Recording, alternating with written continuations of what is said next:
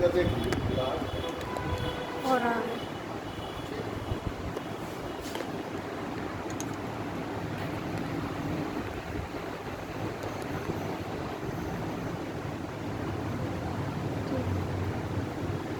तो आज हमारा जो टॉपिक है डिस्कशन का वो है इन्वायरमेंटल लॉज, पर्यावरणीय कानून। अब पर्यावरणीय कानून जो हम चर्चा कर रहे हैं वो स्पेशली भारत के संदर्भ में कर रहे हैं। और भारत में पर्यावरणीय कानूनों के अंतर्गत जो है एक्ट्स, जो हमारे अधिनियम हैं और रूल्स, नियम और अधिसूचनाओं को शामिल किया जाता है। तो in India environment laws includes acts, rules and notification. ये आप बात याद रखिएगा कि environmental laws in India includes acts, जो हमारे अधिनियम होते हैं, और एक्ट्स अधिनियम और जो हमारे रूल्स बनाए जाते हैं, नियम और नोटिफिकेशन।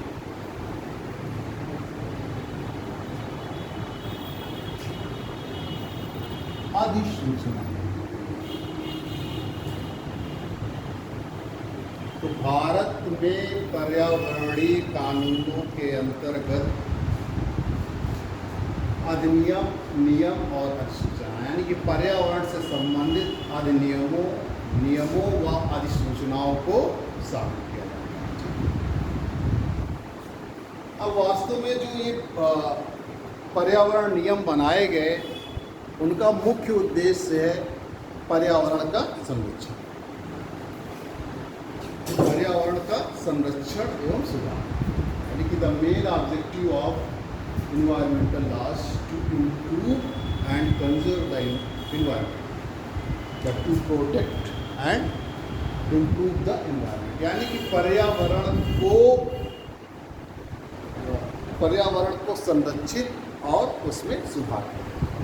ये हमारे जितने भी कानून बनाए जाते हैं उनका मुख्य उद्देश्य रहता है। यानी कि भारत में बनाए गए पर्यावरणीय कानूनों का जो मुख्य उद्देश्य है वो पर्यावरण को संरक्षित करना और पर्यावरण में सुधार करना। क्योंकि कानून बनाने की हमें तभी ज़रूरत पड़ती है ज़्यादातर जब हमको लगता है कि इससे जो है इस जगह या इस चीज़ में हमको कोई परेशानी आ रही है, कोई समस्या आ रही है, इसका निवारण कैसे किया जाए। तो उस निवारण करने के लिए हम या तो अधिनियम बनाते हैं, या तो नियम बना देते हैं, और या तो अधिसूचना के द्वारा जो है इसको प्रकाशित कर देते हैं। अधिसूचना आप जानते हैं अधिकृत सूचना होती है जो राष्ट्र या राज्य के जो प्रमुख शीर्ष होते हैं उनके द्वारा जो है प्रकाशित की जाती है, चाहे राष्ट्र की हो और चाहे राज्यों में राज्य। तो नोटिफिकेशन यानी कि अधिकृत सूचना है, आधिकारिक रूप से सूचना का प्रकाशन किया जाता है। तो इसलिए पर्यावरण से संबंधित जो नियम और कानून बनाए जाते हैं उनका मुख्य उद्देश्य होता है पर्यावरण में सुधार और पर्यावरण का संरक्षण करना। अब इसमें देखिए कि वास्तव में नियम तो बहुत पहले से बनाए जाते रहे हैं, और लेकिन जो वास्तव में नियम बनाए गए, जो हमारा इन्वायरमेंटल प्रोटेक्शन एक्ट बना, जो हमारा पर्यावरण जो सुरक्षा अधिनियम बना,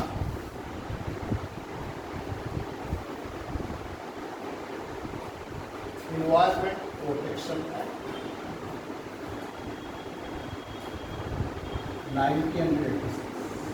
1986 में बनाया गया था, पर्यावरण सुरक्षा अधिनियम।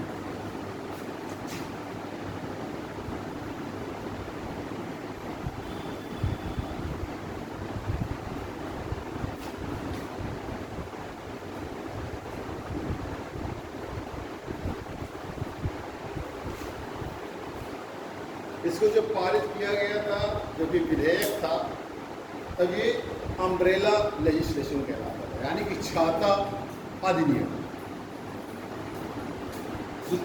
इसके मतलब कि इसमें बहुत सारे जो हमारे पहले के कानून थे, पहले के अधिनियम थे, उनको शामिल किया गया।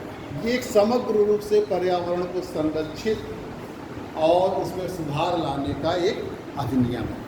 इसके पहले बहुत सारे जो है आपके अधिनियम, नियम और अधिसूचनाएँ जारी की गई, उन सब को और उनमें क्या कमियां रह गई उनको दूर करके ये अधिनियम बनाया गया, पर्यावरण सुरक्षा अधिनियम 1986।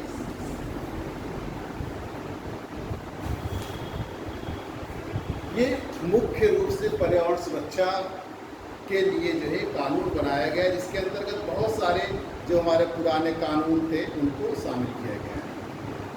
अब जैसे पर्यावरण सुरक्षा अधिनियम बनाया गया है, भारत के लिए जो पर्यावरण कानून बनाए गए वो जो मुख्य रूप से जो उनका आधार है, तो आधार जो उनका एक ढांचा है, तो आधारभूत 3 नीतियों पर डिपेंड करता है। आधारभूत जो ढांचा है इनका, इसका जो पर्यावरण सुरक्षा अधिनियम बनाया गया वो मुख्य रूप से जो मतलब हमारा कहने का तात्पर्य कि भारत में जो भी पर्यावरण कानून बनाए गए हैं वो मुख्य रूप से आधारभूत जो उसका ढांचा है वो मुख्य रूप से 3 नीतियों पर आधारित है। पहला है राष्ट्रीय वन नीति,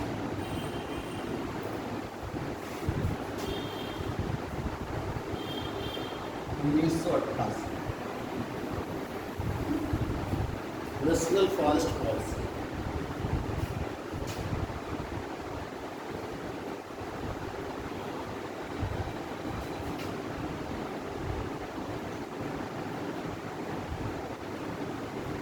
दूसरा है कि जो पर्यावरण हमारा प्रदूषित हो रहा है उसकी रोकथाम के लिए जो हमारी नीति बनाई, स्टेटमेंट पॉलिसी, कथन, यानी कि statement policy related to stop environment 1992।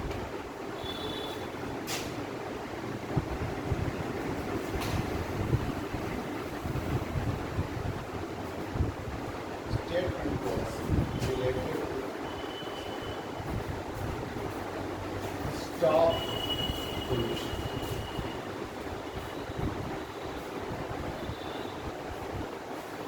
प्रदूषण की रोकथाम के लिए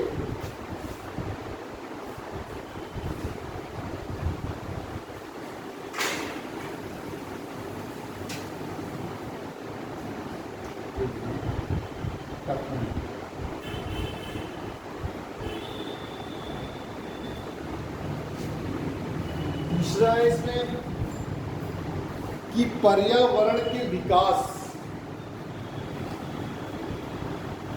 और पर्यावरण के संरक्षण के लिए जो राष्ट्रीय संरक्षण नीति बनाते हैं उसको इसके अंतर्गत शामिल किया, यानी कि राष्ट्रीय संरक्षण नीति या उसी के लिए जो हमारी कथन नीति है 1992 उसको इसमें उसके अंतर्गत सारे नियमों को शामिल किया।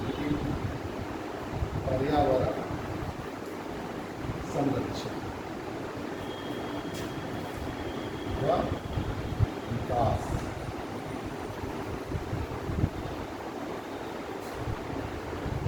से संबंधित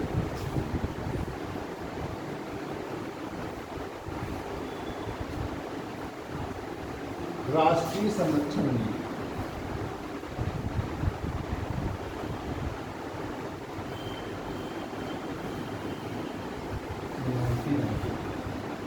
national conservation policy related to protection and development of environment।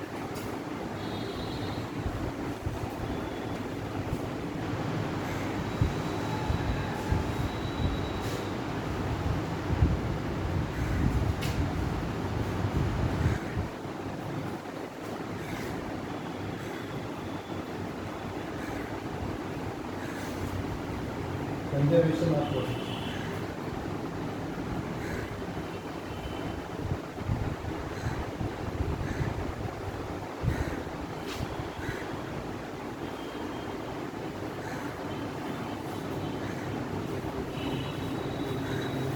जो भी हम चर्चा करेंगे कानूनों की वो वास्तव में एक इनका जो आधारभूत ढांचा है जो पर्यावरण कानून बनाएंगे वो इन्हीं 3 नीतियों को ध्यान में रखकर बनाएंगे। राष्ट्रीय वन नीति आप जानते हैं कि वन हमारे लिए कितने महत्वपूर्ण है। पर्यावरण का अगर कोई वास्तव में संरक्षण करता है, पर्यावरण का सुधार किया जा सकता है, तो वन संरक्षण करके, वृक्षों का संरक्षण करके और वृक्षारोपण प्लांटेशन करके ही हम जो पर्यावरण को अधिक सुरक्षित कर सकते हैं। यानी कि एक अगर भाषा में कहा जाए तो सभी भौगोलिक समस्याओं का जो समाधान है वो है वन संरक्षण। कोई भी आप समस्या ले लीजिए, चाहे वो जल की हो, चाहे वर्षा की हो, चाहे तापमान की हो, चाहे प्रदूषण की हो, सब में वन अपनी भूमिका निभाती है। तो इस तरीके से प्रदूषण, दूसरा हमारे पास समस्या क्या है, प्रदूषण है। अब प्रदूषण की रोकथाम करेंगे, रोकथाम करने के लिए क्या करेंगे, जो हमारी गतिविधियां हैं, क्योंकि मानव के द्वारा ही प्रदूषण इस गति से जो है प्रदूषित होता है कि वो फिर से अपनी पुनः स्थिति में नहीं आता। ऐसे तो नेचुरल भी प्रदूषित होता है, लेकिन नेचुरल रूप से प्रदूषित होता है वो आने वाले समय में जो है अपने आप को फिर से उसी पोजीशन में समायोजित कर देता है।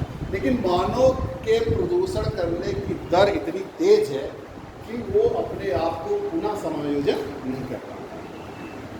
तो हमको क्या करना पड़ेगा, हमको प्रदूषण की रोकथाम करने के लिए कुछ नियम बनाने होंगे, कुछ उपाय करने होंगे। जैसे नियम बना दिए गए कि आप जो है गंगा नदी में या नदियों में जो है आप प्रदूषण नहीं फैलाएंगे, मूर्तियों का विसर्जन नहीं करेंगे, कपड़े नहीं धोएंगे, बहुत सारे इस तरीके के नियम आपके बनाए जाएंगे।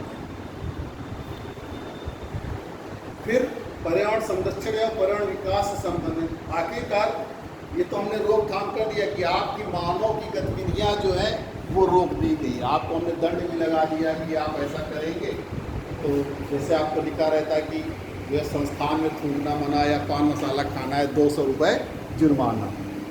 वो अलग बात है कि उस पर कितना अमल होता है, लेकिन नियम जो बनाए गए उनकी अभी चर्चा हो रही है।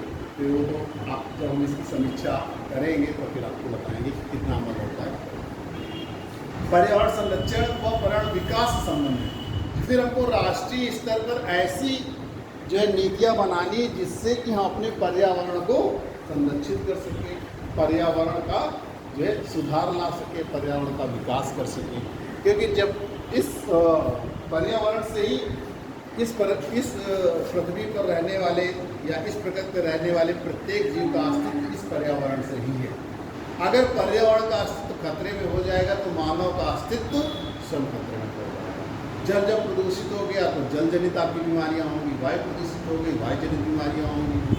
तो इस तरीके से आपका अस्तित्व हमेशा संकट में रहेगा।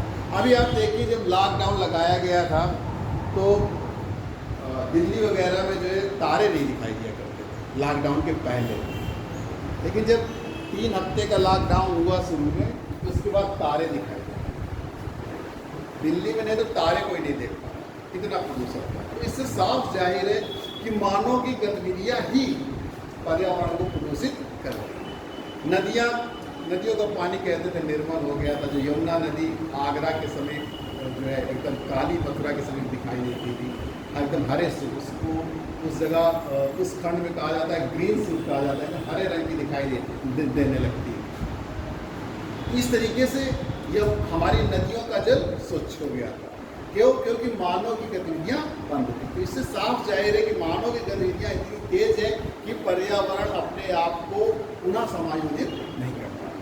तो ये मुख्य आधार है जिसके आधार पर भारत के पर्यावरणीय कानून बनाए गए। वास्तव में भारत का में जो पर्यावरण से संबंधित जो हमारे कानून है, नियम है, वो प्राचीन समय से ही देखने को मिलते हैं। हमने आपको बताया था कि हमारे यहाँ वृक्षों की पूजा की जाती है, हमारे यहाँ नदियों की पूजा की जाती है, और ऋग्वेद में भी ये लिखा गया था कि प्रकृति को आप अपनी माँ समझें और इसके बचाव के लिए हर एक संभव उपाय करें। अगर इसका अस्तित्व नहीं रहेगा तो आपका अस्तित्व नहीं रहेगा। यानी कि प्राचीन समय से ही हमारे यहाँ की संस्कृति भी अरण्य संस्कृति रही, यानी कि जंगलों में ही मनीषियों ने ये सब ग्रंथ लिखे और पहले गुरुकुल में वही जंगलों में बुलाया जाता था, वहीं पढ़ाया जाता था। तो वास्तव में हम प्राचीन समय में तो जो हमारा प्राचीन समय के लोग थे वो वनों के प्रति या इस पर्यावरण के प्रति बहुत सजग, बहुत जागरूक थे। लेकिन जब हमने इंडस्ट्रियलाइजेशन हुआ, औद्योगिकरण हुआ या इंडस्ट्रियल रिवोल्यूशन हुआ, औद्योगिक क्रांति हुई, जब मानव जो इकोनॉमिक मैन बन गया, यानी कि आर्थिक मानव बन गया, तो उसने भी बिना सोचे विचारे जो है इस पर्यावरण का विध्वंस या इस पर्यावरण में उपलब्ध प्राकृतिक संसाधनों का विध्वंस इस दर से करने लगा कि भी प्रकृति को पुनः समायोजन होने की जो उसकी क्षमता है उससे वो परे हो गई, उसकी क्रांतिक सीमा से परे हो गई। फिर उसके बाद ही हमको नियम बनाने गए। नियम तो बहुत सारे नियम तो राज्य के लिए भी निर्देशित किया गया, यानी कि जो हमारे संविधान है वहाँ पर भी उल्लेख है डायरेक्टिव प्रिंसिपल जो नीति निर्देशक तत्व हैं, मूल कर्तव्य है जो फंडामेंटल ड्यूटीज़ हैं, वहाँ पर भी इस चीज़ का किया गया। जैसे आर्टिकल 48 जो 48 है,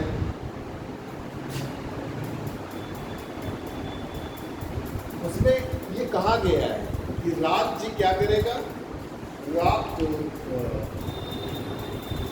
जो राज्य है हमारा, यहाँ पे राज्य का मतलब जो एवरी स्टेट की बात हो रही है, वैसे यहाँ पर जो संविधान में आप राज्य पढ़ते हैं वो पूरे देश के लिए भी पढ़ते हैं, कंट्री के लिए भी पढ़ते हैं।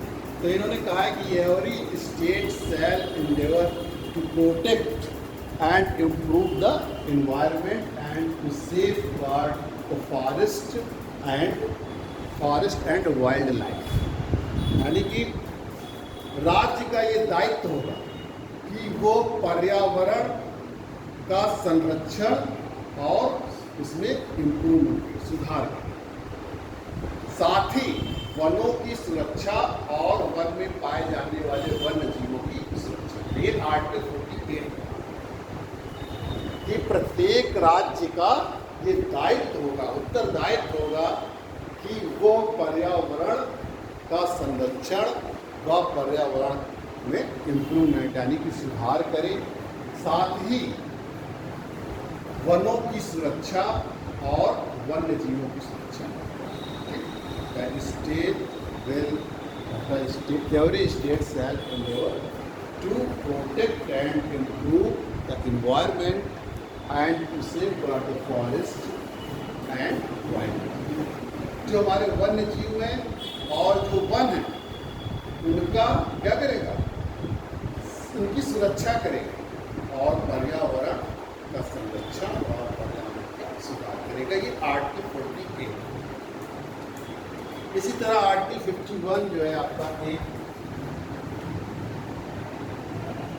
जो फंडामेंटल ड्यूटीज से रिलेटेड है, मूल कर्तव्य से, इसमें भी ये कहा गया है कि प्रत्येक नागरिक का ये कर्तव्य होगा। It will be the duty of the every citizen of country to protect the environment including rivers, lakes और फॉरेस्ट एक्सेट्रा। ये प्रत्येक नागरिक का कर्तव्य होगा कि वो इन्वायरमेंट का जो है संरक्षण करेगा, जिसके अंतर्गत नदियाँ, झीलें, वन्य जीव को शामिल करा। लेकिन चारों चीज़ें उन्होंने शामिल किया, नदियाँ, झीलें और वन्य जीव को शामिल करेगा। और जो प्रत्येक मतलब जो यहाँ पे लिविंग क्रिएचर्स है, जो जीवित प्राणी हैं, उनका सम्मान करेगा, उनको सम्मान।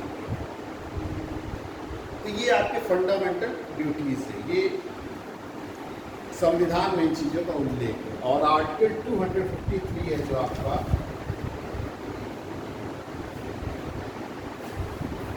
उसमें जो राज्य और को ये मतलब अधिकार दिया गया है कि जो अंतर्राष्ट्रीय समझौते होंगे उनसे संबंधित वो कानून बना सकते। जैसे हमारा रियो डी जेनेरो में 1992 में समझौता हुआ, फिर पेरिस समझौता भी हुआ 2015 में एग्रीमेंट। तो इस तरीके की जैसे इक्वेडो प्रोटोकॉल है, मॉन्ट्रियल प्रोटोकॉल है, इस तरीके से बहुत सारे सम्मेलन होते रहते हैं और हम लोग हमारा देश भी उसमें भाग लेता है और सभी लोग सहमत से जो है नीतियाँ बनाते हैं।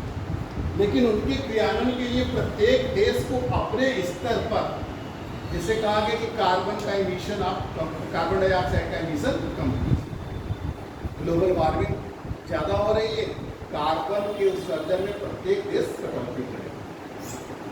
अब उस कटौती में तो हमने सहमत बना दी, लेकिन उस सहमत को उसकी कटौती कैसे होगी, उसके लिए हम क्या करेंगे, अपने देश में उस तरीके उस नीतियों को लागू करने के लिए या उस समझौते को लागू करने के लिए नीतियाँ बनाएंगे जो हम आर्टिकल 253 के अंतर्गत हैं। यानी कि अंतर्राष्ट्रीय जो हमारे समझौते होते हैं उससे संबंधित कानूनों को जो है बनाने का अधिकार राज्य को आर्टिकल 253। ये तो हमारे संविधान में इस चीज़ का उल्लेख है।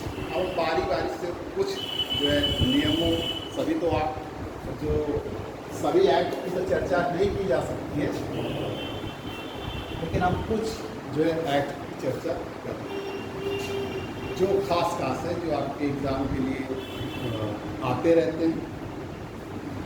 तो जैसे पहला ये ले रहे हैं, इन्वायरमेंट प्रोटेक्शन एक्ट, या आप 1986, आप चाहे राष्ट्रीय वन नीति भी ले सकते हैं 1988। चलो पहले इसको बता देते हैं। इन्वायरमेंट प्रोटेक्शन एक्ट 1986 जो है, इसकी आप विशेषताएं सुन लीजिए। तो इस जो पर्यावरण सुरक्षा अधिनियम 1986 बनाया गया, तो इसमें कुछ जो है अधिकार दिए गए केंद्र सरकार को कुछ अधिकार दिए गए, जिससे कि वो पर्यावरण की सुरक्षा के लिए जो है नियम बना सके। जैसे इसमें पहला बताया गया है कि जो पहला नियम है कि राज्य और जो हमारे अधिकारी होते हैं, राज्यों, अधिकारियों और प्राधिकरणों के बीच एक समन्वय स्थापित करना। भाई स्टेट है और फिर इसको लागू करने वाले जी स्टेट गवर्नमेंट ने पॉलिसी बना दी और सभी डिस्ट्रिक्ट मजिस्ट्रेट को भेज दिया इस पॉलिसी को लागू करना। और बहुत सारी अथॉरिटीज़ हैं, अथॉरिटीज़ जो प्राधिकरण होते हैं उनके बीच सामंजस्य।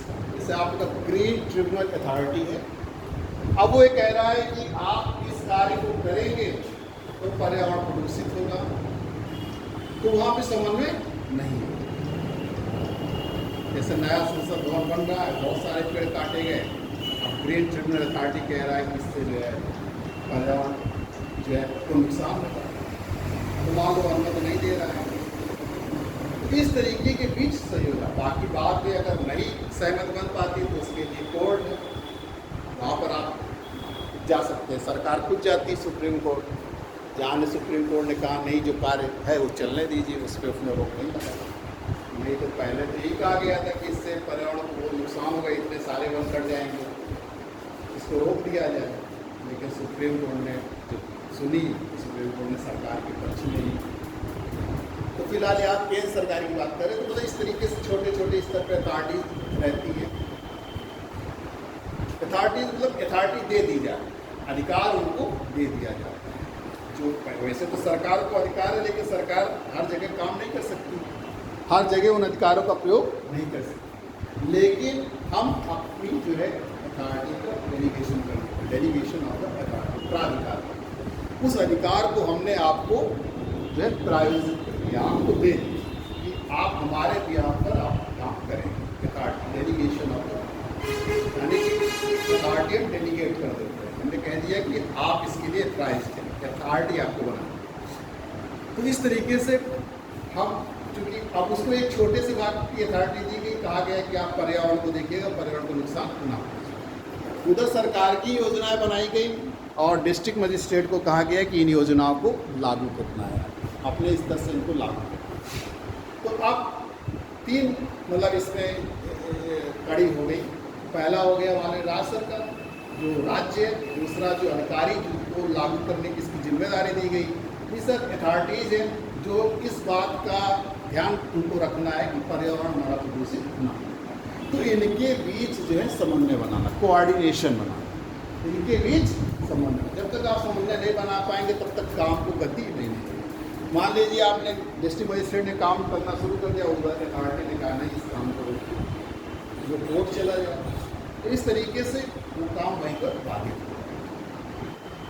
फिर इसमें दूसरा है कि जो भी पर्यावरण प्रदूषण की रोकथाम से संबंधित राष्ट्रव्यापी नीतियां बनाने का अधिकार है केंद्र सरकार। इसमें केंद्र सरकार को राष्ट्रव्यापी नीति, यानी कि जो पर्यावरण प्रदूषण को रोकना है तो उसकी राष्ट्रव्यापी नीति है। जिसमें उन्होंने गंगा एक्शन प्लान बनाया, राष्ट्रव्यापी नीति, पूरे जो है जहाँ जहाँ पर मतलब गंगा जा रही है, या रिवर एक्शन प्लान बना दिया उन्होंने, नदी योजना बना दिया, नदियों को साफ करने के लिए।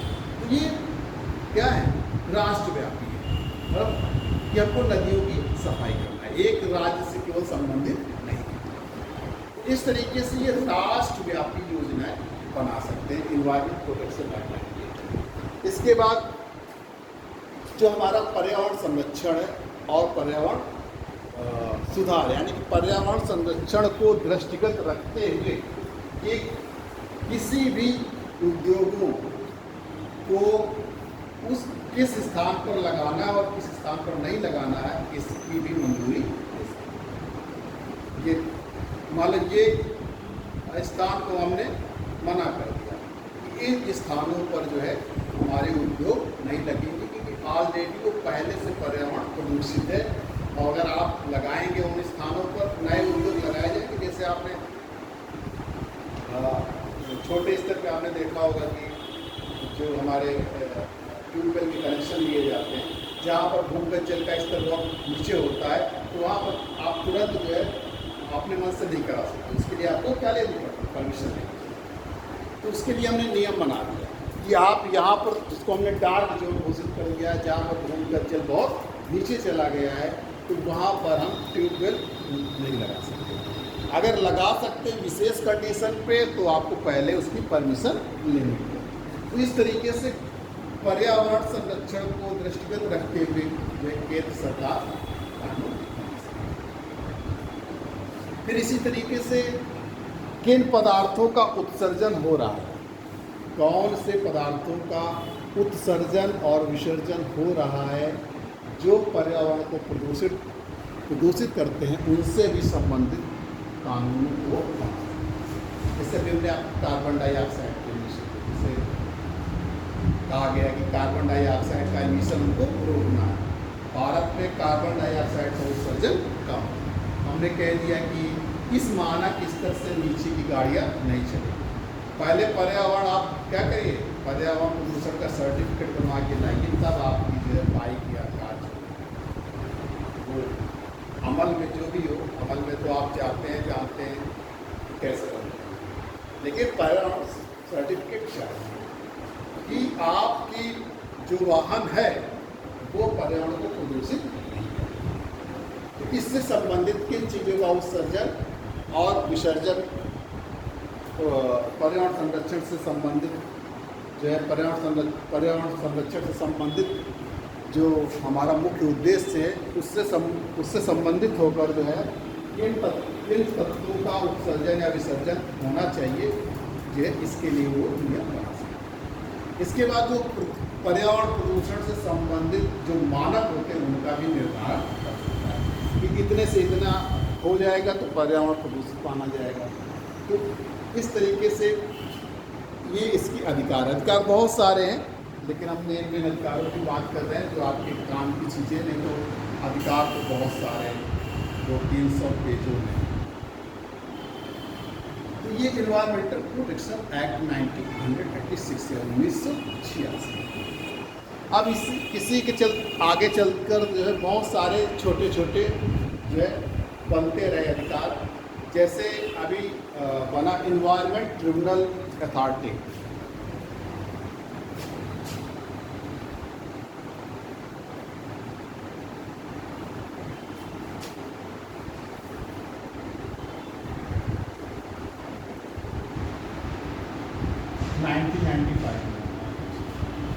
Environment tribunal.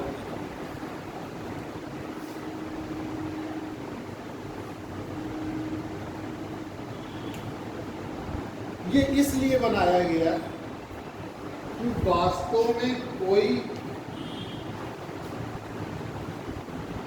जो है ऐसे रासायनिक तत्वों का प्रयोग किया जा रहा है जिससे प्रदूषण जो है पर्यावरण को उसको नुकसान पहुंचे, तो उसकी अपील यहाँ पर की जा सकती है। या किसी ने जो है,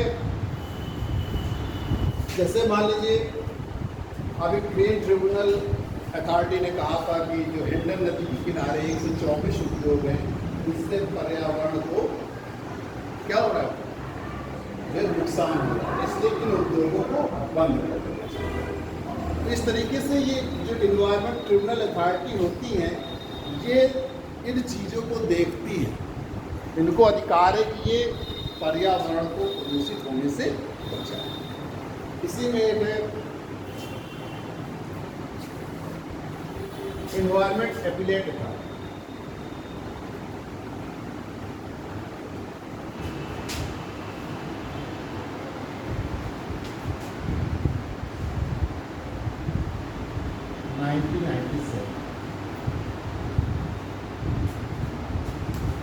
जस्ट इसका अपोजिट है।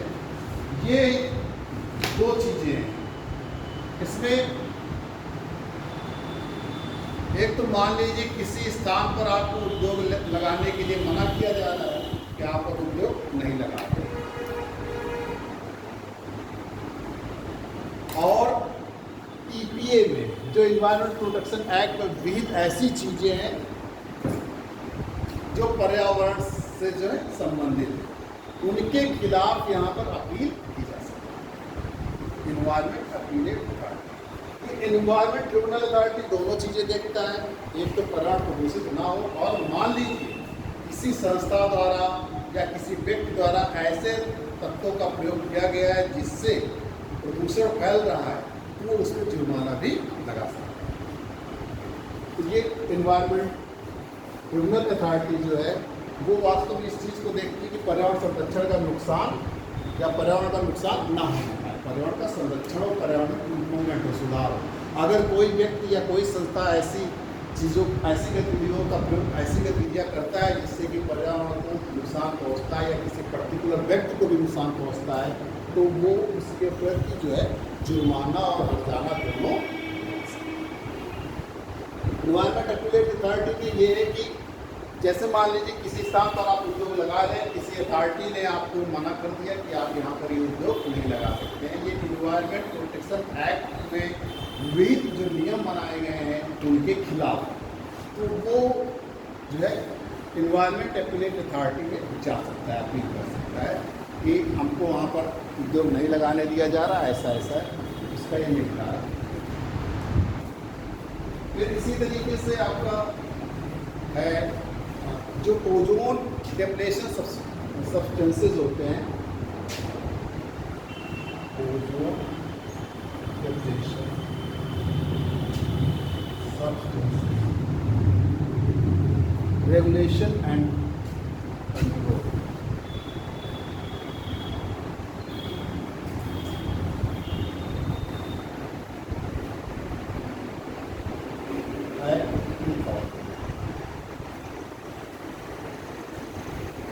Ozone depletion substances Regulation and Control Act 2000।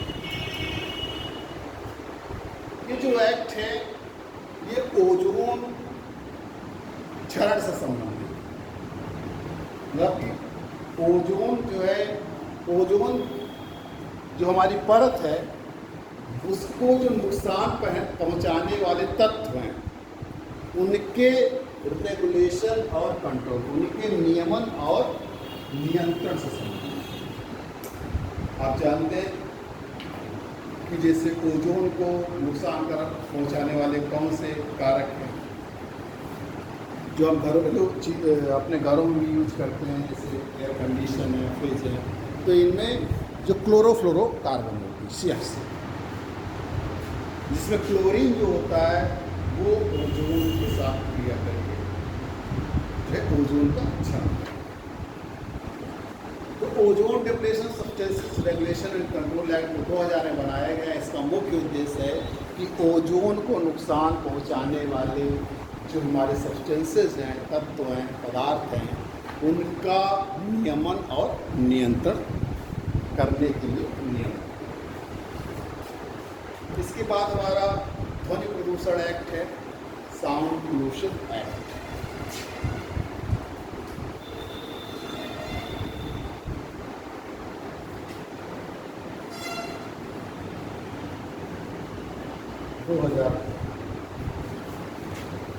ध्वनि पोल्यूशन, ध्वनि पोल्यूशन अधिनियम, साउंड पोल्यूशन एक्ट 2000। तो आप जान ही रहे हैं इसका नाम है ध्वनि प्रदूषण। तो जो ध्वनि से प्रदूषण होता है उसकी रोकथाम के लिए नियम बनाया है। इसमें दो चीज़ें को ध्यान रखना है आपको। ध्वनि जो प्रदूषण होता है उसको, उसकी रोकथाम करना। दूसरा, जैसे कोई समारोह है, कोई अवसर है, उनमें जो लाउड स्पीकर वगैरह जो है यूज किए जाते हैं, उनके उपयोग की जो उनका प्रयोग करने की जो परमिशन लेने के लिए इसमें नियम और कानून कहा जाता है। जैसे कि आप शादी समारोह है, अब मान लीजिए उससे ध्वनि प्रदूषण हो रहा है, उस बस्ती में जो है लोग क्या कर रहे हैं, विरोध कर रहे हैं, तो इसके लिए भी आपको परमिशन है। उस परमिशन देने के लिए जो है कौन से नियम बनाए गए हैं कि किस परिस्थितियों में आप परमिशन दे सकते हैं, उसका उल्लेख इसमें किया है। जैसे आप लॉकडाउन के समय शादी ब्याह में जो है लाउड जो है आप डीजे वगैरह का उपयोग नहीं कर सकते, इसके लिए क्या करना पड़ता है, परमिशन लेने पड़ती है थाने से। ठीक, तो अलग बात है कि आपको किस तरीके से परमिशन मिल जाती है, लेकिन नियम वहीं पर बनाए। इसी के बाद है आपका जैव विविधता, बायोडायवर्सिटी अधिनियम।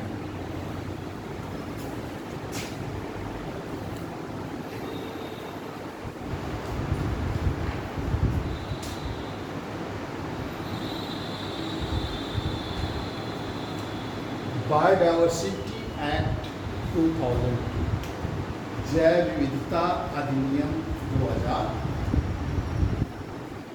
एक ये आपके लिए इम्पोर्टेंट है, एक है जो आपके एग्जाम में पूछे। ये तो बहुत पूछा जाता है, इन्वायरमेंट प्रोटेक्शन एक्ट कब पास हुआ? मुझे लगता है हर एक दूसरे साल पूछा है।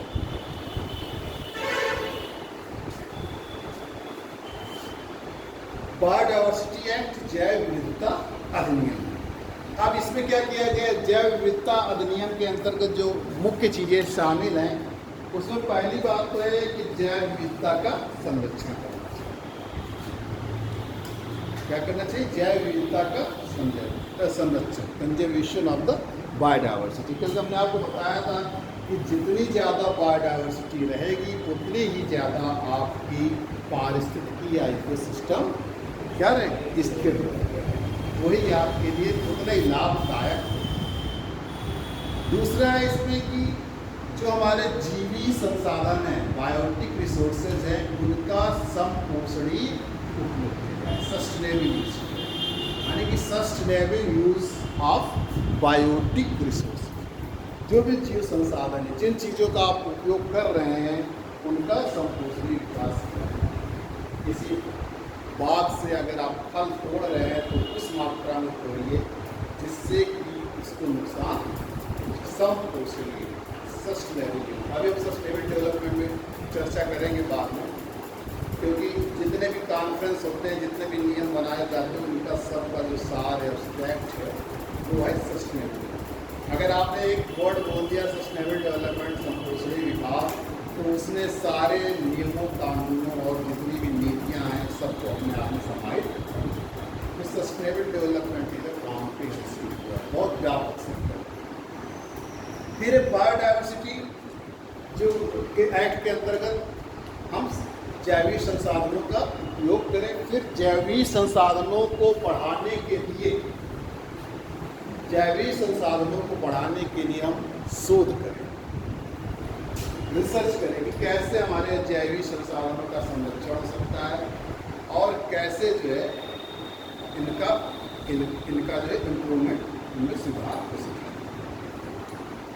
ये जो जैव विविधता है, जैव विविधता को मेंटेन रखने के लिए अनुचरण जो मेंटेनेंस है, मेंटेन रखने के लिए हम शोध तो करें ही करें, साथ ही साथ जो हमारे अन्य देश हैं उनके साथ हम अपने नेटवर्क भी स्थापित रखें कि हम इसमें किस तरीके से सुधार किया जा सकता है और कितना इम्प्रूवमेंट करें। कहने का मतलब है कि वैज्ञानिक जो हमारी तकनीक है, जो हमारे इनोवेशन है, नवाचार है, उनका आदान प्रदान किया जाए, जिससे कि हम बायोडाइवर्सिटी को अपने और इनरिच कर सकें और उसको समृद्ध कर सकें।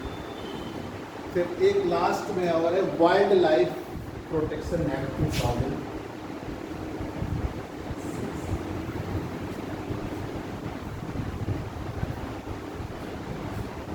एक्ट तो देखिए बहुत सारे, ये भी इम्पॉर्टेंट है, तीन जो आपके एग्जाम में है साथ।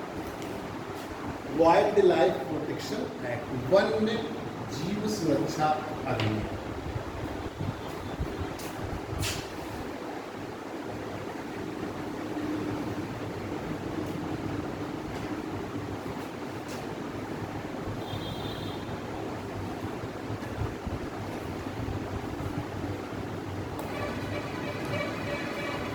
ये वास्तव में 1972 में पहली बार आया था, ये तो संशोधित है, ये संशोधन फिर से संशोधन किया गया 2006 में। वैसे 1972 में वाइल्ड लाइफ प्रोटेक्शन एक्ट को पारित किया गया। अब इसमें वही है कि वन्य जीवों की, पहला पॉइंट है कि वन्य जीवों की सुरक्षा, जो हमारे वन्य जीव हैं उनकी सुरक्षा की जाए। दूसरा हमारा पॉइंट है कि जो हमारी वन्य जीव से संबंधित अपराध हैं उनकी गुप्त सूचनाओं का आदान प्रदान किया, ठीक, यानी कि उसमें हम नजर रखें। वन्य जीव अपराध से संबंधित सूचनाओं से संबंधित गुप्त सूचनाओं का। फिर इसी में जो हमारी इल्लीगल जो हंटिंग है, अवैध शिकार हो, वन्य जीवों के जो अवैध शिकार हो रहे हैं उन पर रोक लगाए। वन्य जीव के जो आवास हैं उनको चिन्हित करके हम जो है उनको संरक्षित करें, उनको सुरक्षित करें, क्योंकि वास्तव में क्या है, जब वन्य जीव जो हमारे, जब उनके आवास ही नहीं रहेंगे तो वो वन्य जीव कैसे रहेंगे? जब पेड़ पौधे नहीं रहेंगे तो चिड़ियाँ कहाँ पर बैठेंगी, कहाँ पे? इस तरीके से कोई भी चीज़ नहीं, जहाँ पर पेड़ पौधे वनस्पतियाँ, ये क्या है? प्राकृतिक आवास, नेचुरल हैबिटेट है जो हमारे वन्य जीवों में रहते हैं। तो इस तरीके से ये इसके लिए ये भी है कि इसी के लिए वन्य जीव सुरक्षा अधिनियम के अंतर्गत ही यूनेस्को ने अपना मैप कार्यक्रम चालू किया था, जो हम कल बता रहे थे, मैप एंड बायोस्फीयर मैप कार्यक्रम चालू यूनेस्को, जिसके 3 पार्ट हैं। पहला था कंजर्वेटिव रोल, संरक्षण। दूसरा है आपका डेवलपमेंट रोल, विकास की। और तीसरा है लॉजिस्टिक क्या एक तरीके से इसमें शोध कर रहे हैं, शोध हुआ ये आता है। मैप वाला जो हमने आपको बताया, हमेशा क्वेश्चन पूछा जाता है कि निम्न में से कौन संबंधित नहीं है, मैप से के अंतर्गत निम्नलिखित में से कौन सम्मिलित नहीं है। 3 आपको याद रखना, कंजर्वेटिव जो बायोस्फीयर होता है, बायोस्फीयर रिजर्व जो होता है, उसमें सबसे पहले क्या करते हैं हम, जो हमारे वन्य जीव हैं उनको संरक्षित करते हैं, कंजर्वेटिव यानी कि संरक्षण की भूमिका। फिर दूसरा डेवलपमेंट, उनका विकास हो। पहले तो हमने संरक्षण किया, ये सब आप जानते हैं कि जो हमारे इंडेंजर्ड स्पेसीज हैं, जो संकटापन्न प्रजातियाँ हैं, उनके लिए हम कर रहे हैं। वो जो प्रजातियाँ विलुप्त हो रही हैं वो विलुप्त ना होने पाए, उनके संरक्षण में कर रहे हैं। तो सबसे पहले तो हम उसको संरक्षित करेंगे, उन प्रजातियों को। फिर इसके बाद क्या करेंगे, डेवलपमेंट, यानी कि उनका विकास हो, उनमें वृद्धि हो, डेवलपमेंट गोल होता है। थर्ड होता है लॉजिस्टिक गोल, जिसमें शोध किए जाते हैं और साथ ही साथ अंतर्राष्ट्रीय स्तर पर जो है हमारा नेटवर्क स्थापित होता है कि इनमें और किस तरीके से इम्प्रूवमेंट किया जा सके। ये 3 चीज़ें आप याद रखिएगा मैथ के अंतर्गत, जो ये हमेशा आता है। 3 चीज़ें होती हैं, संरक्षण की भूमिका और विकास की भूमिका और लॉजिस्टिक की भूमिका। ठीक, तो ये तो थे भारत के नियम और जो पर्यावरणीय कानून बनाए जाते हैं उनके बारे में चर्चा हमने की।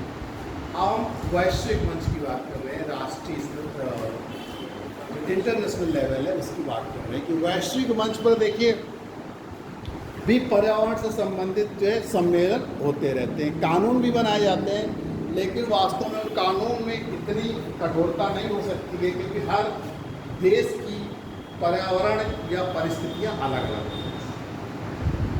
कोई विकसित देश है तो कोई विकासशील देश है तो कोई जो है कम विकसित देश है या अंडर डेवलप्ड कंट्रीज। तो सबके पास उस तरह की तो ना तकनीकी है और ना ही धन है कि जो एक नीति वैश्विक मंच पर बना दी जाए उस सब जगह पर लागू हो जाए, ऐसा संभव नहीं। जैसे विदेशों में आपने नियम बना दिए कि पर्यावरण प्रदूषण नहीं होना, आपको जो है वॉशरूम में ही जाना है, बाहर जो है आपको टॉयलेट नहीं जाना है, उसके लिए भी आपको पैसा देना है। यहाँ भारत जैसे विकासशील देश तो कोई नहीं करेगा, कोई नहीं होगा। तो सबकी परिस्थितियाँ अलग अलग। ये नहीं कि वहाँ पर जो है आपने कूड़ा फेंक दिया, बाहर डस्टबिन नहीं डाला तो आपको जो है तुरंत आपको जुर्माना हो जाएगा। ये विकसित देश जो हैं हमारे, जैसे फ्रांस है, लंदन है, वो इनमें जो है लागू ही नहीं है। लेकिन वही नियम भारत में नहीं लागू हो सकते। भारत में कोई नहीं जो अगर लागू हो जाएगा तो बहुत होगा, तो 4-10%, 1-2% लागू हो जाएगा।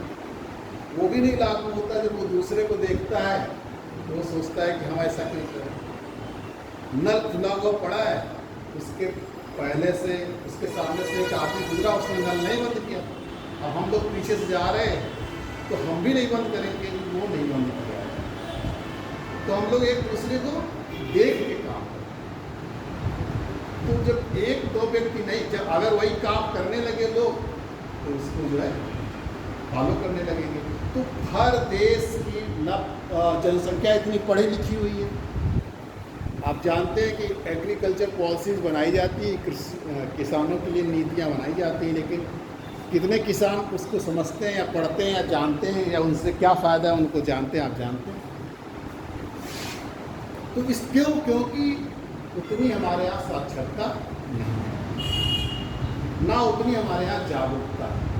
दोनों पढ़िए, लिटरेसी और अवेयरनेस दोनों चीज़ें। और विदेशों में जो नीतियाँ बनाई जाती किसानों के लिए, जैसे यूएसए एग्रीकल्चर यूएसए में है, या क्या कहते हैं आपके न्यूजीलैंड है, ऑस्ट्रेलिया है, अर्जेंटीना है, वहाँ पे लोग जानते हैं कि हमारे लिए सरकार कौन सी नीतियाँ बना रही है। ठीक, यहाँ बस 2 ही चीज़ें जानते हैं लोग, या तो किसानों का कर्ज माफ़ हो जाता है, उसको लोग आसानी से समझ जाते हैं। ठीक, एमएसपी भी नहीं जानते हैं, जो आपको मिनिमम सपोर्ट प्राइस मिलता है, वो भी ये इसलिए क्योंकि आप जानते हैं कि जो भी हम अनाज है हमारा, जो भी किए हुए धान बेचने जाते हैं, उसमें अकेले वो भी नहीं कर पाते कि डायरेक्ट ले जाकर बेचें, उसमें भी हमारे बिचौलिए लगे रहे। तो कहने का तात्पर्य ये है हमारे की परिस्थितियाँ प्रत्येक देश की अलग अलग होती है, प्रत्येक देश की जनसंख्या की साक्षरता अलग अलग होती है, प्रत्येक देश के पास जो है धन या वैज्ञानिक जो तकनीक होती है वो अलग अलग होती है। इसलिए जो भी नीतियाँ बनाई जाती हैं वो एक समान पूरे विश्व में लागू नहीं हो सकती। तो उस पर्यावरण की तरफ रुझान अगर किया जाए तो सबसे पहले स्टॉकहोम सम्मेलन हुआ था 1972। पृथ्वी अगर पर्यावरण जो पूरी तरीके से पर्यावरण को समर्पित है, एक क्वेश्चन आता है एग्जाम में, पूछा जाता है कि सबसे पहले पर्यावरण तो जो पूर्ण रूप से समर्पित हुआ था वो कौन सा सम्मेलन था? वो 1972 में जो है सम्मेलन हुआ था, स्टार्ट सम्मेलन।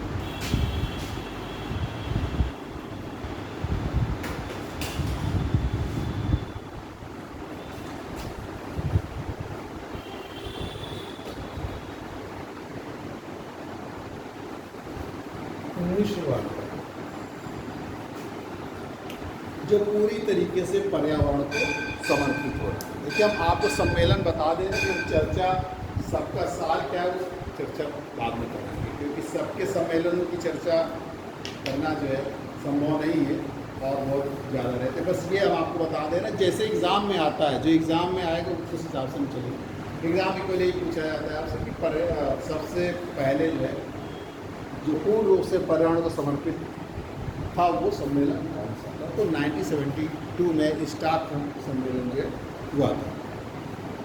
इसके बाद पर्यावरण को ही समर्पित जो सम्मेलन हुआ 1992 में हुआ, जिसको हम अर्थ सम्मेलन भी कहते हैं, रियो डी जेनेरो, ब्राज़ील।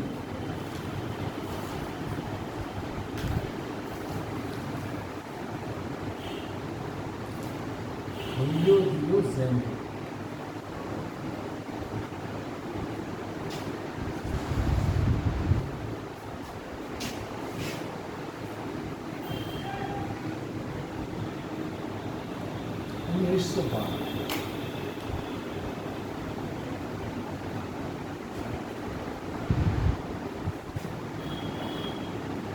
ये ब्राज़ील में हुआ, जिसको हम अर्थ समिट के नाम से भी जानते हैं, पृथ्वी सम्मेलन के नाम से।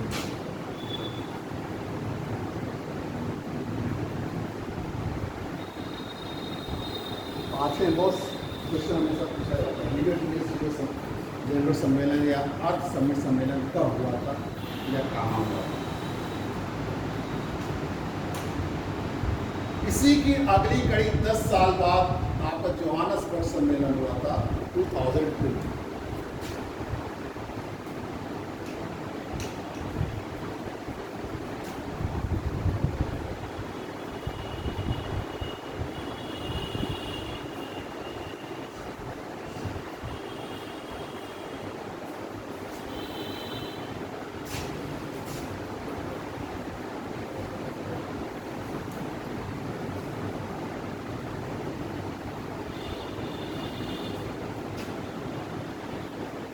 दक्षिण अफ्रीका में है, जोहान्सबर्ग आप जानते हैं।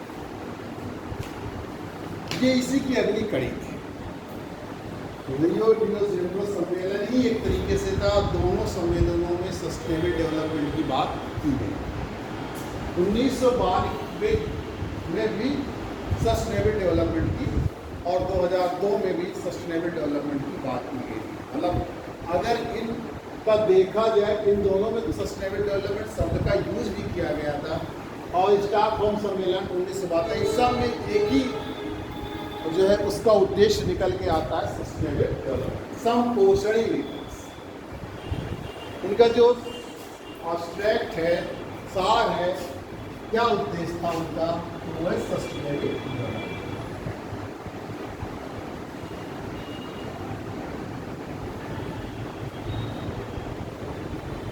समपोषणी विकास या धारणीय विकास।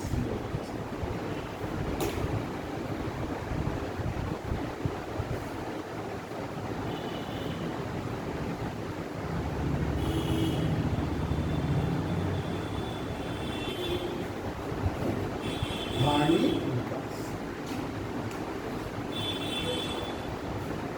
जो वास्तव में जो सस्टेनेबल डेवलपमेंट में ये चर्चा करने जा रहे हैं, बाकी सबका जो एक कंक्लूजन है वो क्यों सस्टेनेबल डेवलपमेंट। और सस्टेनेबल डेवलपमेंट है क्या? जो हमारे रिलेशन पर्यावरण से खराब हो चुके हैं उसमें improvement, to improve the relationship between man and environment, मानव और पर्यावरण के संबंधों को में सुधार लाना ही इसका लक्ष्य है। सस्टेनेबल डेवलपमेंट का टारगेट क्या है, लक्ष्य क्या है, उद्देश्य to improve the relationship between man and environment, मानव और पर्यावरण के संबंधों में सुधार, इम्प्रूव, यानी कि to make the harmonious relation between man and environment, मानव और पर्यावरण के मध्य संबंधों को। अभी हमारे कैसे संबंध चल रहे हैं, शत्रुवत चल रहे हैं। पर्यावरण या प्रकृति हमको शत्रु के रूप में देखती है।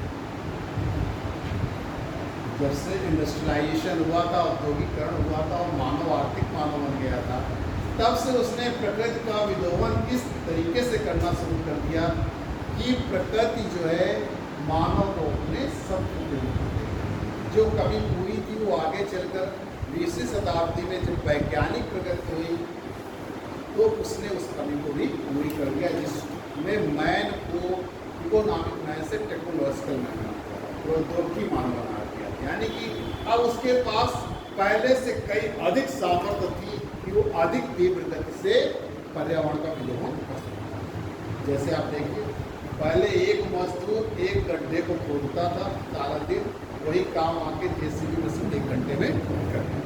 यानी कि पहले से मानो अधिक सामर्थ्य। पहले आदमी हल चलाकर बैलों के मदद से जो है खेत जोतता था, 1 दिन या 2 दिन लगता था। ट्रैक्टर जो है 1 घंटे में आकर मजदूर चला जाता है। मजदूर पहले फसल काटते थे तो 1-1 दिन 2-2 दिन लग जाते थे, साथ में बहुत सारे लोगों को बुलाते भी थे। अब क्या है, मशीन आती काटती चली। हम पहले से कई अधिक सामर्थ्य हो गए हैं इसमें कि पर्यावरण का हम विलोपन तेजी से कर सकते हैं। जो हमारे पास प्राकृतिक संसाधन है उनको बड़ी तेजी से विलोपन। पहले गाय का दूध निकालने के लिए, भैंस का दूध निकालने के लिए लोग जो है हाथ से दूधते थे, हम मशीन लगा दीजिए 5 मिनट में। तो क्या है, विलोपन। पहले हम छोड़ भी देते थे कि चलो भाई बच्चा है इसका पी लेगा, अब तो हमको ज़्यादा से ज़्यादा बेचना। तो इस तरीके से जब टेक्नोलॉजिकल डेवलपमेंट हो गया, यानी कि जो हम पहले प्राकृतिक वर्षा पे डिपेंड थे, आज हम जो है आर्टिफिशियल भी रेनफॉल करा सकते हैं, कृत्रिम वर्षा भी हम कराने में सक्षम हैं।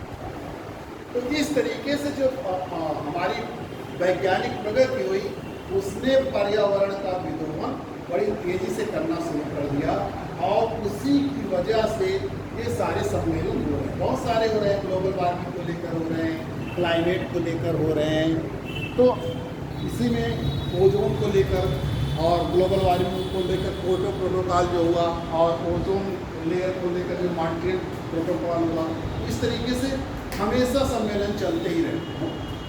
पर्यावरण को लेकर, मतलब पर्यावरण एक आज की जो समस्या है वो वैश्विक समस्या है, पूरे विश्व की समस्या है। तो ये सम्मेलन चलते ही रहते हैं, लेकिन अगर सबका कंक्लूजन देखा जाए तो पर्यावरण क्या निष्कर्ष निकलता है, तो संपोषणी विकास, धारणीय विकास। जो इस सस्टेनेबल डेवलपमेंट शब्द का प्रयोग सबसे पहले 1980 में IUCN के द्वारा किया गया।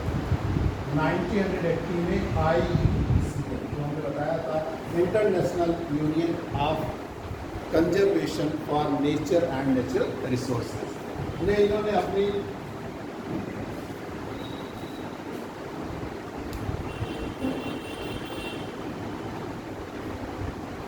वर्ल्ड कंजर्वेशन स्ट्रेटजी रिपोर्ट दिया था।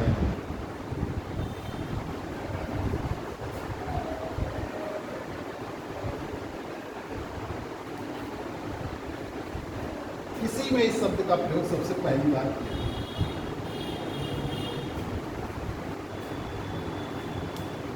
समझिएगा, सस्टेनेबल डेवलपमेंट शब्द का प्रयोग सबसे पहले 1980 में IUCN, international union of conservation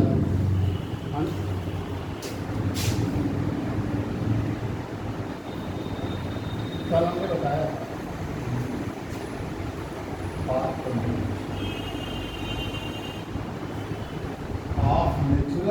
of nature and natural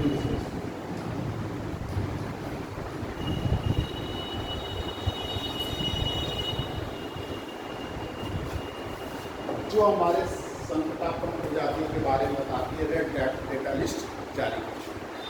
तो इन 1989 international union for conservation of nature and natural resources used the term sustainable development at the first time, but it got the official recognition in 1987.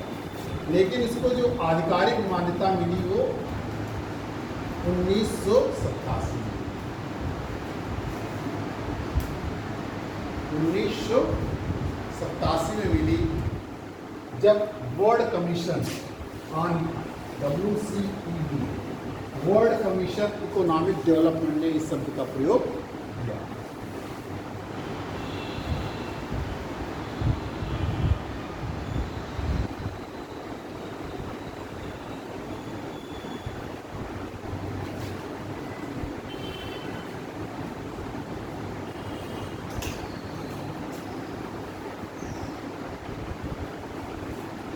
World commission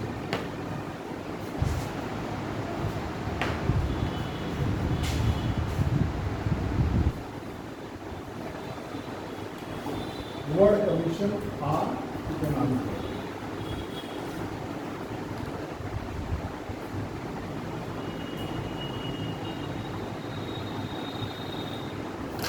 जब world commission economic development यानी कि आर्थिक विकास जो में हमारा जो वैश्विक आयोग आर्थिक विकास पर जो वर्ल्ड कमीशन का विश्व आयोग गठित किया गया था, उसने 1987 में जो है इस शब्द का प्रयोग, तब इसको ब्रुकलाइन रिपोर्ट भी कहा जाता है, क्योंकि इसका सम्मेलन उस समय नॉर्वे में हुआ था और ब्रुकलाइन की अध्यक्षता में हुआ था, तो ब्रुकलाइन रिपोर्ट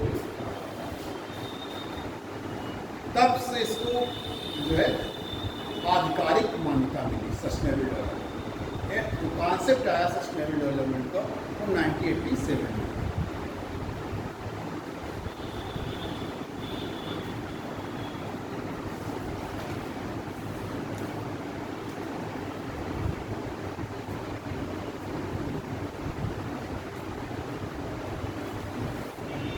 अब उसी में इसको डिफाइन किया गया था कि सस्टेनेबल डेवलपमेंट है। तो सस्टेनेबल डेवलपमेंट से तात्पर्य ये है कि वर्तमान पीढ़ी के द्वारा उपलब्ध संसाधनों का प्रयोग इस तरीके से किया जाए कि वो आने वाली पीढ़ियों के लिए सुरक्षित बने। आता है कुछ sustainable development. Sustainable development is the development to meet Sustainable development is the development to meet the needs of the present without compromising the ability of the future generation to meet the needs to their own.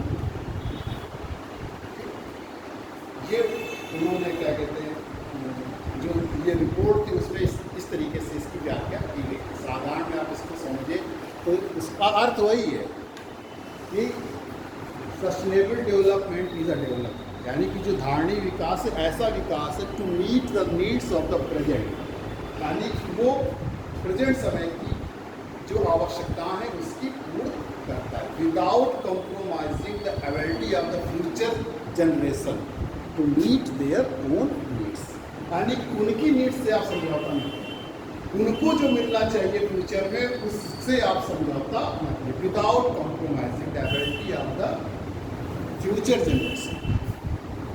भविष्य में जो आने वाली पीढ़ी है उनकी उनकी आवश्यकताएं हैं उनसे आप समझौता न कीजिए।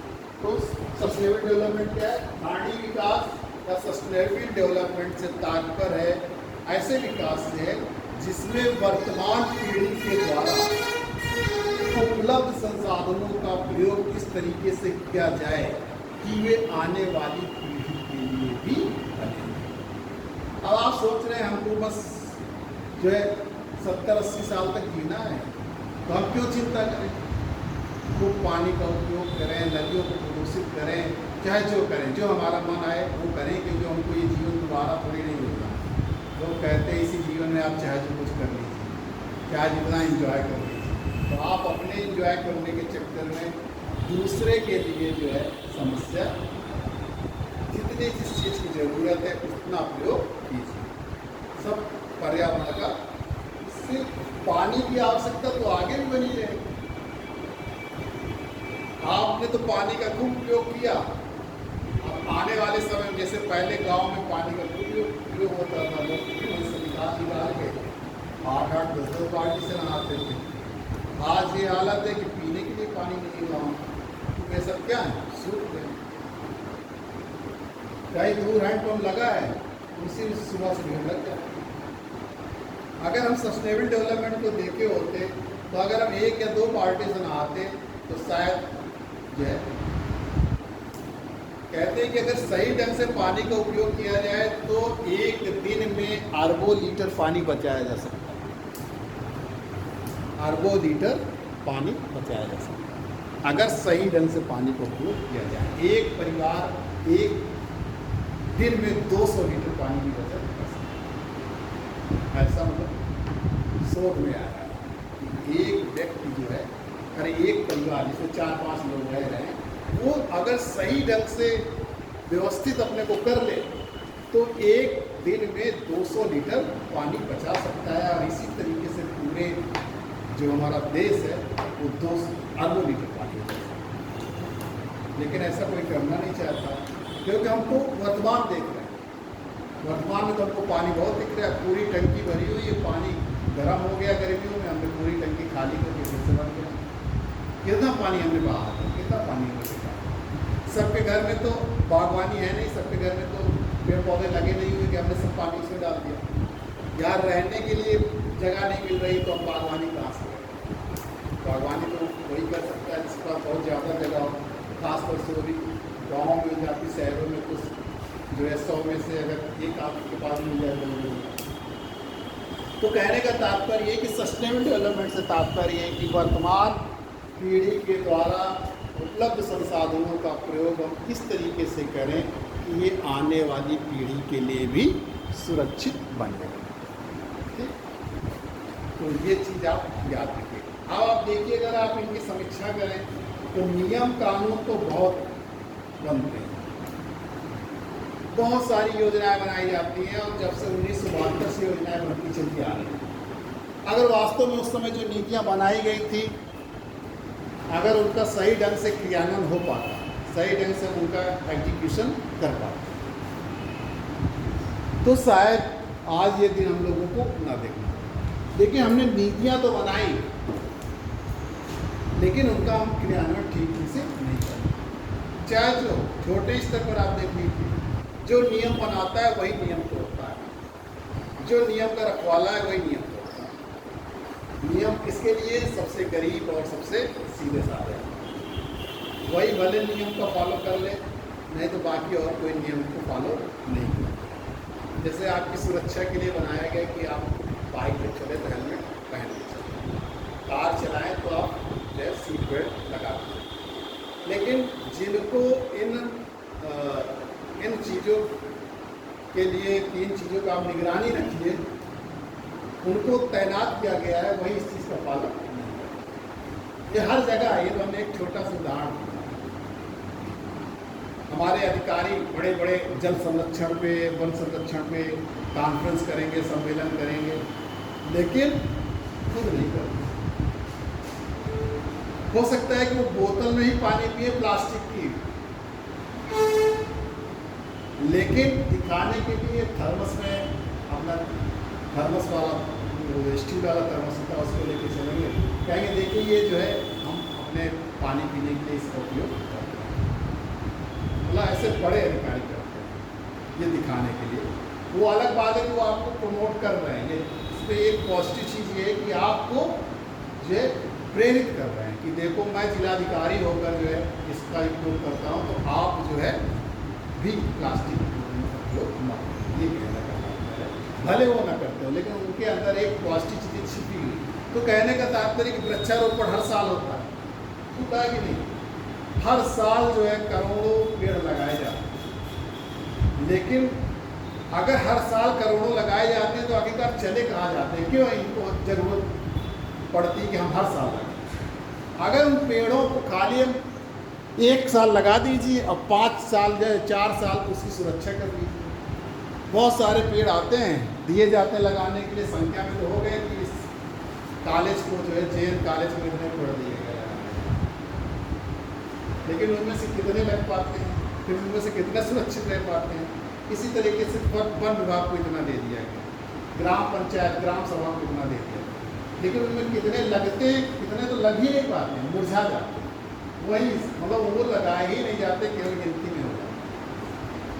फिर इसके बाद उनकी सुरक्षा नहीं हो पाती। अगर किसी व्यक्ति ने उसको लगाया तो कम से कम 1 साल तक उसको बच्चे की तरीके से देख रेख करनी पड़ेगी, तब जाके वो विकसित होगा। अब पहली बात तो ट्री गार्ड लगाए ही नहीं जाते हैं, अगर ट्री गार्ड लगाए जाए तो शायद उनकी सुरक्षा हो सके। तो और क्या कहते हैं, जो हमारे जो अन्ना जानवर रहते हैं ये चढ़ जाते हैं, तो इसलिए हम सुरक्षित नहीं कर पाते। अगर हम इन चीज़ों को लगा रहे हैं जिसके लिए हम इतना आयोजन कर रहे हैं, उनमें हम केवल अपनी गतिविधियों को रोक दें, जिनसे नुकसान हो रहा है केवल उन गतिविधियों को नियंत्रित कर लें, तो शायद हम लोग सफल हो जाएं। जैसे वनों को काटना रोक दें, नदियों को प्रदूषित करना रोक दें। हमें कोई ज़रूरत नहीं है कि हम गंगा एक्शन प्लान की जरूरत करें जिसमें करोड़ों रुपए हर साल खर्च हो जाते हैं, लेकिन जो उसकी दशा है वो वैसी की वैसी। तो हमारे जहाँ मूल चीज़ है कि हम उसको प्रदूषित ही ना करें। अभी आपने लॉकडाउन में देखा कि 3 हफ्ते का लॉकडाउन था, सब बहुत सारी पर्यावरणीय दशाएं अपने आप सुधर गई। तो जब हम प्रदूषित नहीं करेंगे तो उसके अंदर अपने तो पुनः समायोजन करने का नेचर होता है, वो धीरे धीरे अपने आप को समायोजित कर लेंगे, वो धीरे धीरे अपने आप खुद ही स्वच्छ हो जाएंगे, धीरे धीरे वन खुद ही संख्या में वृद्धि करने लगेंगे अगर उनको केवल काटना। तो वास्तव में क्या है कि हम जो आयोजन तो बहुत सारे करते हैं, लेकिन उनका क्रियान्वयन सही ढंग से नहीं कर पाते। कोई ज़रूरत नहीं वृक्षारोपण करने की, केवल हम जिस गति से वनों को काट रहे हैं अगर उस पर हम रोक लगाएं, उनको काटना छोड़ दें। हम वृक्षारोपण करते हैं लेकिन वृद्धि तब भी नहीं होती, हर साल करते हैं। नदियों के लिए हम हर साल इतना बजट बनाते हैं, गंगा एक्शन प्लान कब से चल रहा है, 1992 से, लेकिन आज तक गंगा शुद्ध या साफ नहीं होती। तो इस तरीके से जो भी नीतियाँ बनाई जा रही हैं उनका सही ढंग से क्रियान्वयन नहीं हो पा रहा है। वैश्विक स्तर पर तो सभी देश हामी भर लेते हैं, लेकिन फिर उनमें बड़ी प्रतिस्पर्धा रहती है। विकासशील देश चाहता है कि विकसित देश पहले इस काम को करे और विकसित देश चाहता है कि विकासशील देश इस काम को करे। जहाँ पर विकासशील देश ये सोच बैठता है कि विकसित देश तो हमसे बहुत आगे निकल गए हैं, उन्होंने बहुत विकास कर लिया, उनका औद्योगिक विकास बहुत हो गया, हम इस काम को या जो ये नीतियाँ बनाई गई हैं कि इन कामों को आप रोकिए, कार्बन डाइऑक्साइड का उत्सर्जन कम कीजिए, वनों को कम काटिए, ये काम हम तब बंद करना शुरू करेंगे जब हम इनके बराबर विकसित हो जाएंगे। जब हम इनके बराबर अपना आर्थिक विकास कर लेंगे तब हम इस काम को बंद करना शुरू कर देंगे। अब वो ये नहीं करता है, उधर औद्योगिक उधर विकसित देश कहता है कि जब विकासशील देश नहीं कर रहे तो हम क्यों करें।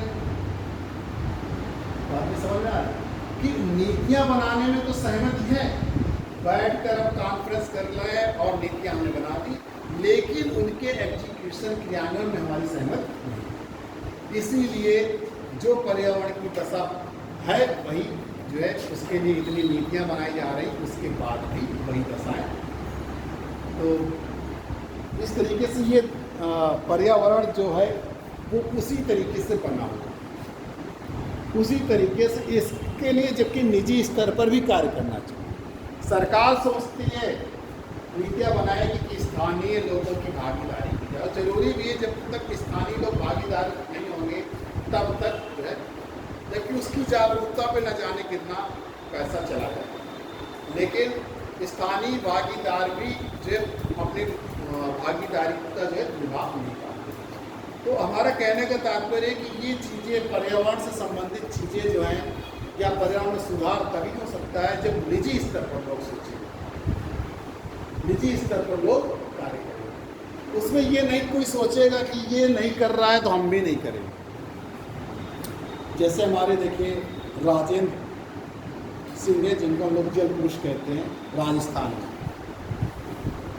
उन्होंने 1048 चेक डैम बनाए और 4 लाख वृक्षों का वृक्षारोपण करा।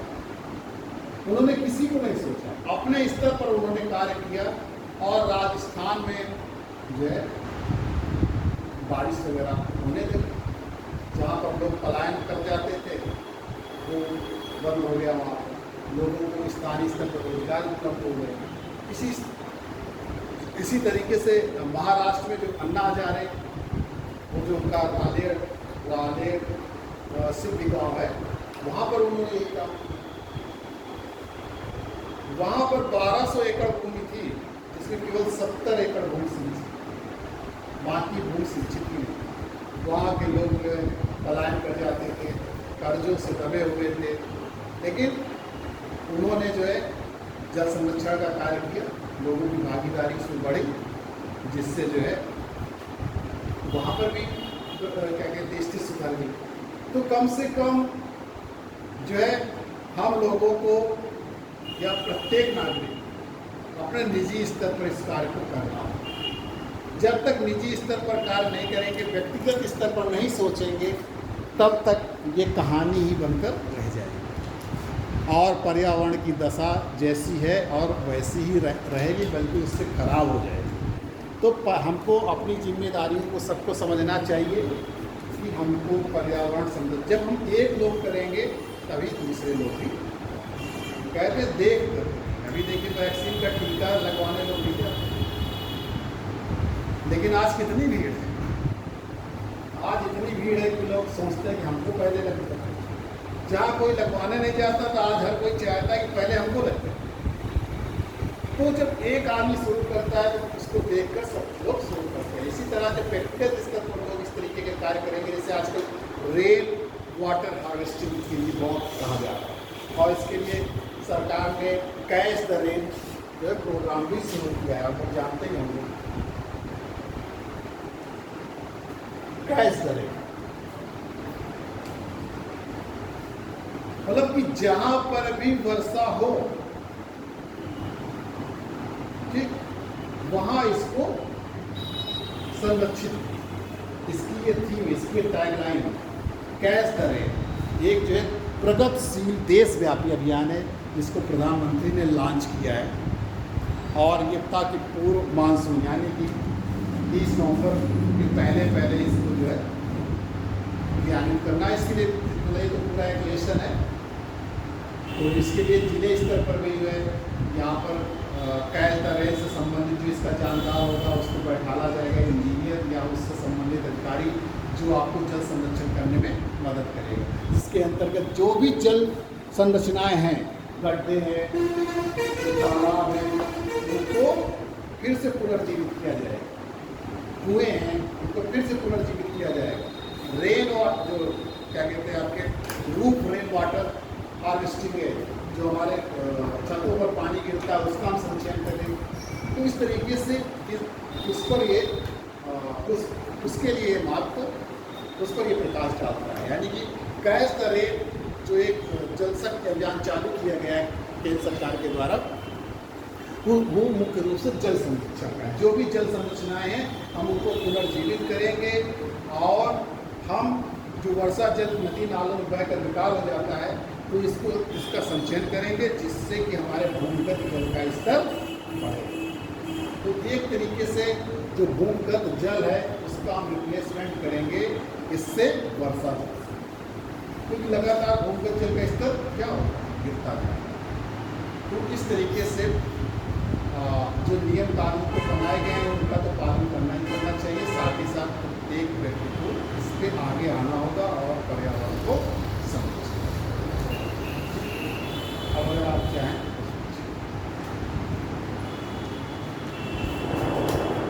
अगर अब आपके मन में हो प्रकार नहीं, आर्टिफिशियल जो होती है वो जो हमारा सिल्वर आयोडाइड होता है उसके माध्यम से कराएंगे।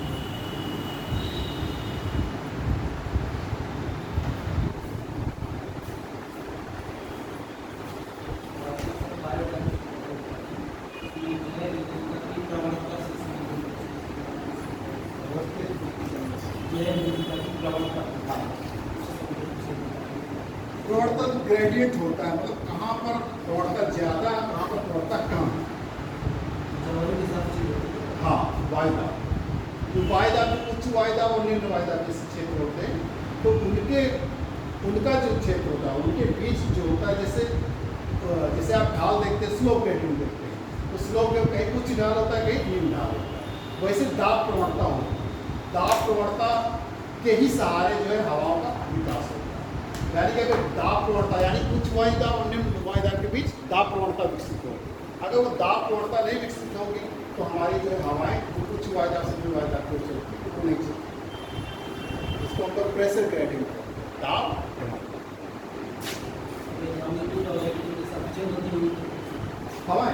हवाएं देखिए कई तरीके की, पूरे विश्व में जो हवाएं चलती हैं वो 3 तरीके की चलती हैं। एक प्लैनेटरी विंड्स कहते हैं जो पूरे ग्रह में चलती हैं, पूरे ग्लोब में चलती है, जिनको जो 3 तरीके की होती है, जिनको हम लोग नीचे जो हवाएं पाई जाती हैं जिनको हम लोग कहते हैं पूर्वी हवाएं, और वेस्टर्ली जो होती है पछुआ हवाएं, और तीसरी होती है पोलर विंड्स।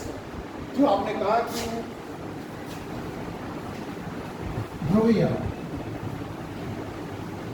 ये प्लैनेटरी विंड के अंतर्गत आती हैं, जिनको हम लोग ग्रही पौने कहते हैं या इनवेरिएबल विंड्स कहते हैं, हमेशा चलती हैं, इनमें कभी परिवर्तन नहीं होता, वर्ष भर चलती। इनवेरिएबल विंड्स, परमानेंट विंड्स या प्लैनेटरी विंड्स, तो 3 विंड के नाम से जाना जाता है। ग्रही पौने, सनातन पौने, ठीक, और अपरिवर्तनशील पौने। और ये एक तरीके की होगी। दूसरी तरीके की होती है पीरियाडिक विंड्स, जो हमारा मानसून है, जो वर्ष में जो है अपनी दिशा 2 बार हो जाती है। एक बार जो है लैंड से जो है सागर की ओर रहती है, और गर्मियों में जो है सागर से यानी कि जल से स्थल की ओर जाती है। तो पीरियाडिक विंड अवधि के अनुसार अपनी दिशा बदल देती है।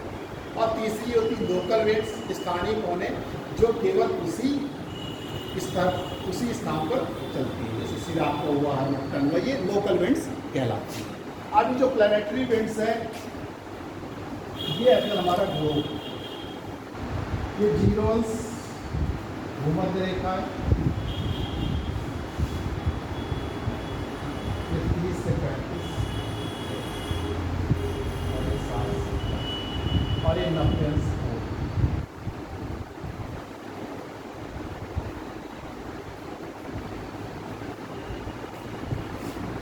ये हमारी वायु दाब पेटियां जो है विकसित हुई।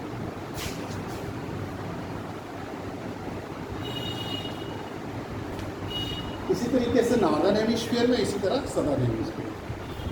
ये जो है भूमध्य रेखीय क्षेत्र है, जहाँ पर सूर्य की किरणें पूरे वर्ष भर लंबवत होती है, इसलिए यहाँ पर अधिक तापमान होने के कारण वायुदाब कैसा होता है, निम्न वायुदाब। तो ये निम्न भूमध्य रेखीय यानी कि भूमध्य रेखीय निम्न वायुदाब पेटी है। Equatorial low temperature, low pressure belt कहलाता है। भूमध्य रेखीय निम्न वायुदाब पेटी कहलाती है। ये उपोष्णकटिबंधीय सब ट्रॉपिकल होती है बेल्ट, जो उच्च वायुदाब की पेटी कहलाती है। High pressure belt. फिर 60 से 65 में आपकी जो है शीतोष्ण टेम्परेट होती है, जो ये आपकी लो प्रेशर, और ये हाई प्रेशर कहलाती है। हमारी जो वायुदाब पेटियां हैं वो मुख्य रूप से 2 तरीके से उनकी उत्पत्ति होती है, जो एक तो पृथ्वी के घूर्णन के कारण होती है, और दूसरा टेम्परेचर के कारण, तापमान। 2 तरीके की प्रेशर बेल्ट पाई जाती है, एक डायनेमिक प्रेशर बेल्ट पाई जाती है, और एक जो है टेम्परेचर जो होती है तापमान की टेम्परेचर प्रेशर बेल्ट होती है, टेम्परेचर के हिसाब से पाई जाती है। तो ये और ये दोनों हमारे तापमान के हिसाब से डेवलप, सूर्य के तापमान के हिसाब से डेवलप होती है। यहाँ पर अधिक तापमान रहता है तो लो प्रेशर बेल्ट डेवलप होती है, यहाँ पर उच्च तापमान, यहाँ पर निम्न तापमान रहता है तो यहाँ पे हाई प्रेशर बेल्ट। ये दोनों हमारे पृथ्वी के घूर्णन के कारण, पृथ्वी के घूर्णन के कारण अब जब यहाँ से पृथ्वी का जब घूर्णन होता है, अब यहाँ वाली हवाएं जो है ऊपर उठ के चली जाती हैं, क्योंकि पृथ्वी की जो पृथ्वी जब गर्म हो जाती है तो समान तरंगे ऊपर की ओर जाएंगी और वो ये यहाँ पे जाकर इकट्ठा होती है। ऊपर वाली भी पृथ्वी के घूर्णन के कारण नीचे उतरती है, तो यहाँ पर ऊपर से भी आ रही है, नीचे से भी जा रही है, यहीं पर आकर ये इकट्ठा हो जाती है। तो जब हवा उस जगह पर इकट्ठा हो जाती है तो हवाओं का जो द्रव्यमान है, हवाओं का जो प्रेशर है, वही आपका वायुदाब है। तो यहाँ पर उच्च वायुदाब बन जाता है और यहाँ पर निम्न वायुदाब बन जाता है। अब हवाएं जो है उच्च दाब से निम्न वायुदाब की ओर, अब चूंकि इनकी उत्पत्ति पूर्व से होती है तो ये ईस्टर्ली विंड्स कहलाती है, पूर्वी हवाएं कहलाती हैं।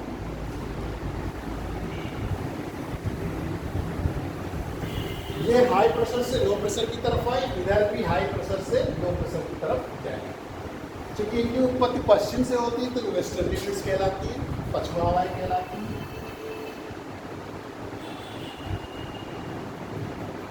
और फिर हाई प्रेशर से लो प्रेशर की तरफ नीचे जो हमारी पोलर विंड्स है, ध्रुवीय हवाएं, क्योंकि वो ध्रुवों से इस तरीके से ये सनातन धर्म में कोने हैं जो पूरे वर्ष भर चलती रहती है। हाई प्रेशर और इन्हीं की पेटियों के खिसकाव से ही हमारे जो है जो वर्षा होती है, क्लाइमेट होती है, जैसे खासतौर से भूमध्य जो आपके भूमध्य सागरीय जलवायु है, इसी की वजह से। आगे का समझ में समय समाप्त हो रहा है। ठीक, ओके।